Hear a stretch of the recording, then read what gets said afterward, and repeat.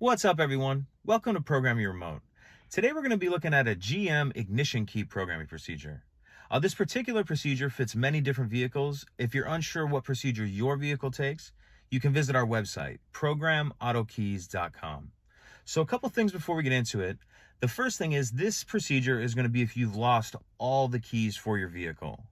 When you do this, when you program in this new key, it will erase any that you've previously had.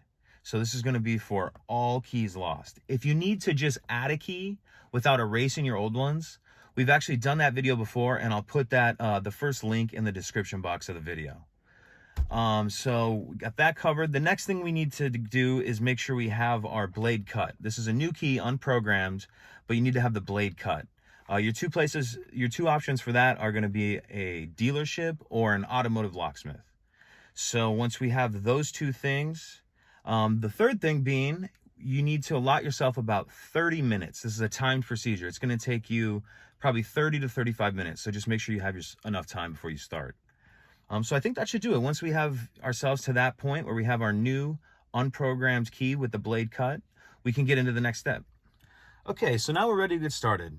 We have our new unprogrammed key, and then I have a phone here that I'm going to use to time myself. So what we need to do is go ahead and put the key in the ignition, turn to the on position, and we're going to leave it in the on position. So now I'm going to go ahead and press start here. This first part is going to take 10 minutes. And what we're going to be looking at actually is for the security light to go at. And the security light is that right there. So at about the 10-minute mark, that light is going to go off. So we're at about 17 seconds here. I'll go ahead and check back in once we get closer to the 10-minute mark. Okay, so we're getting close to our 10-minute mark here. We're go ahead and just, we're actually at 9:50. So we're just gonna keep an eye on this security light here. Again, we're waiting for that to go out.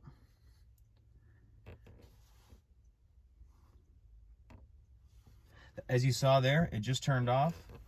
So now you wanna take your ignition and turn it to off.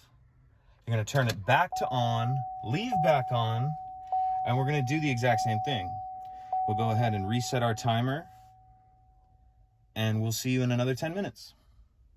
So we're coming up on our second 10-minute mark. We're at about 9 minutes, 50 seconds now. The light just turned off.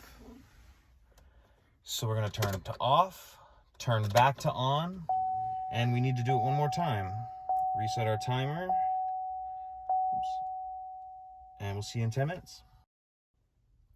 So now we're getting into our third and final 10-minute mark. And before we get there, I did just want to give you guys a heads up that on the security light, on the third time, it may look a little different. Instead of just going out, it may flash once. It may keep flashing repeatedly, or it may just simply go out. The main thing you want to keep an eye on is your 10-minute mark, and then just look for a change in the security light. So now we reached our third and final 10-minute mark. So now we're going to turn our key to off. We're going to turn it to on. And now our key should be programmed. Let's go ahead, take the key out, and start it to test.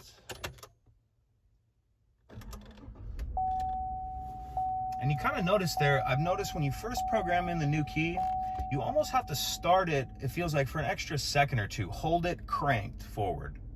So if you have any questions, please let me know. If you could take a second to like and subscribe, it helps us out, and we'd appreciate it.